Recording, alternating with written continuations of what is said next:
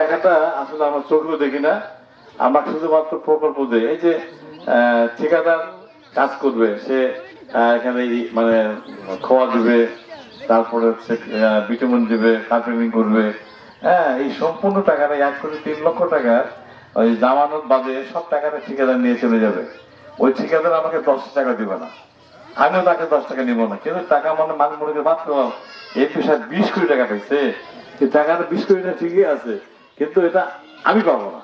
এইটা পাবে কি, যে ঠিকাদার এই রাস্তার কাজ করবে সেই ঠিকাদার পাবে। তো যাই হোক, দেরি হলো, যে রাস্তাটা যে আমি নির্বাচনটা আগে যে করতে পারলাম, এই জন্য আমি আল্লাহ দরবারে লাখো শুকরিয়া, কোটি শুকরিয়া আমি আদায় করছি আল্লাহ দরবারে।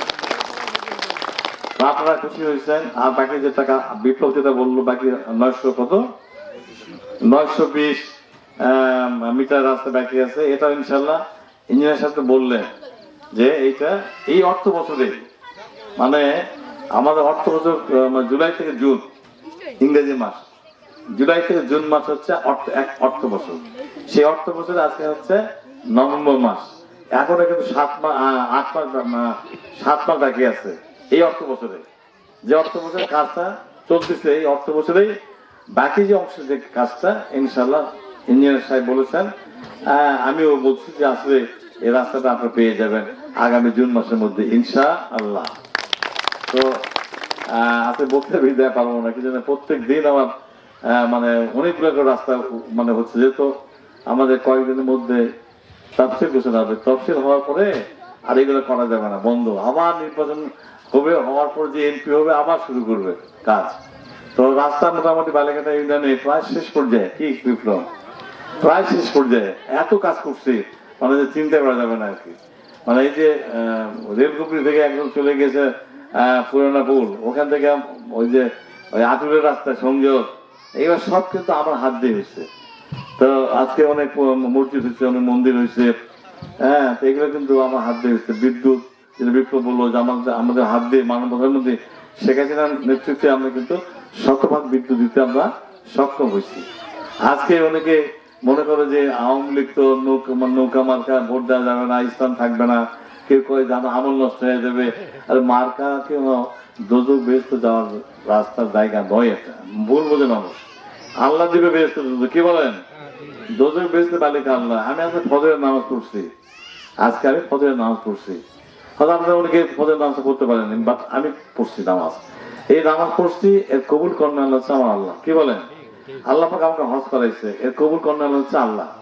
হ্যাঁ, জামাত বিয়েতে সার্টিফিকেট লাগবে না হজটা কবুল করার জন্য, না, আল্লাহ সার্টিফিকেট লাগবে।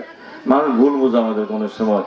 এই যে মডেল মসজিদ করতেছে শেখ হাসিনা, আমাদের প্রিয় নেত্রী, সারা বাংলাদেশে 564টা মডেল মসজিদ হচ্ছে। একটা মডেল মসজিদে 1000 লোক একসঙ্গে নামাজ পড়তে পারবে। এখানে মহিলাদের জন্য নামাজের পৃথক ব্যবস্থা আছে, পৃথক উজু করার ব্যবস্থা আছে। পুরুষ মহিলাকে দেখবে না, মহিলা পুরুষকে দেখবে না, এমন সুন্দর ব্যবস্থা করা হয়েছে। ওই মসজিদে আপনার লাশের গোসল করা যাবে, জানাজা করা যাবে, এত বড় জায়গা। ওইখানে কি হবে, ইসলামিক সাংস্কৃতিক কেন্দ্র হবে, আর কি হবে, ইসলামী পাঠাগার হবে। ওই উপজেলার সমস্ত ইমাম মুয়াজ্জিনদের ট্রেনিং হবে এই মসজিদে।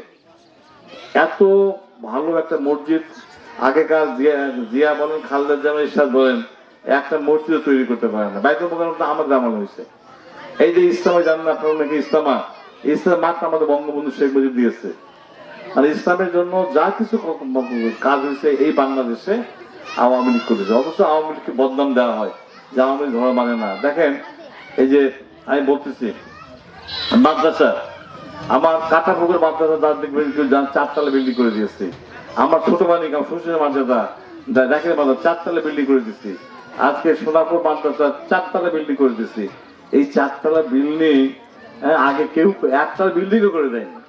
আজকে যে প্রাইমারি স্কুলে সব দেখবেন যে সুন্দর সুন্দর বিল্ডিং হচ্ছে, আপনাদের ছেলে মেয়েরা ফ্যানের নিচে লেখাপড়া করবে। এর চার কি সুবিধা চান? জিনিসপত্র দাম একটু বাড়ছে, কষ্ট হচ্ছে, কিন্তু আপনাদের ইনকাম কিন্তু অনেক বাড়ছে। আগে 10 টাকা